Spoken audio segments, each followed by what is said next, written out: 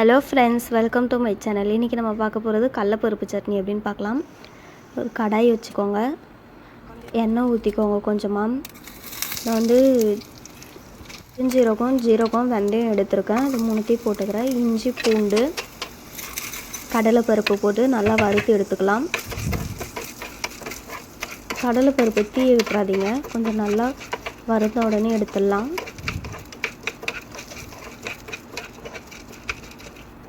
இந்த கடலைப்பருப்பு கொஞ்சம் வறுந்துடுச்சு. அதுக்கப்புறம் காஞ்ச மிளகா ஆட் பண்ணி நல்லா கிண்டி விட்டுக்கலாம்.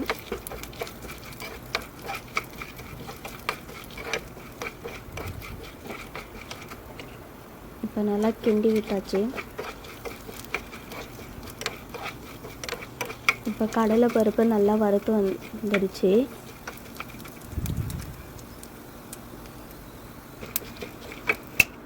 இந்த மாதிரி கடலைப்பருப்பு நல்லா வறுத்து வந்தோடனே ஸ்டவ் ஆஃப் பண்ணிவிட்டு கொஞ்ச நேரம் எடுத்து ஆற வச்சுக்கலாம். புளி வந்து நான் தண்ணி ஊற்றி ஊற வச்சுருக்கேன் மிக்ஸி ஜாரில். அது கூட ஆறின கடலைப்பருப்பு நம்ம வறுத்து எடுத்ததை மிக்ஸ் பண்ணி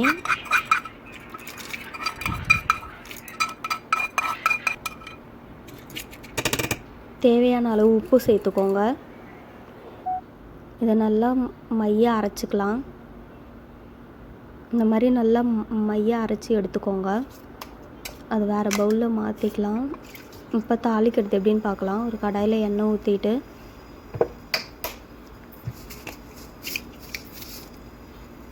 கடுகு, எண்ணெய் காஞ்சோடனே கடுகு போட்டுட்டு கடுகு பொரிஞ்சதும்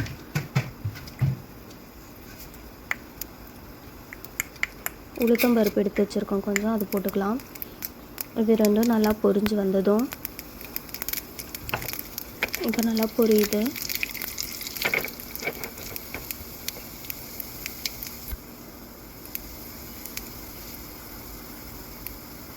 இப்போ நல்லா பொரிஞ்சு வந்துடுச்சு. கொஞ்சம் கோல்டன் ப்ரௌன் ஆகிடுச்சு. உளுந்து கருவேப்பிலை சேர்த்துக்கலாம், கொத்தமல்லி சேர்த்துக்கலாம். கருவேப்பிலை கொத்தமல்லி சேர்த்துட்டு கொஞ்சம் நல்லா மிக்ஸ் பண்ணி விட்டுக்கோங்க. இப்போ நல்லா மிக்ஸ் பண்ணியாச்சு.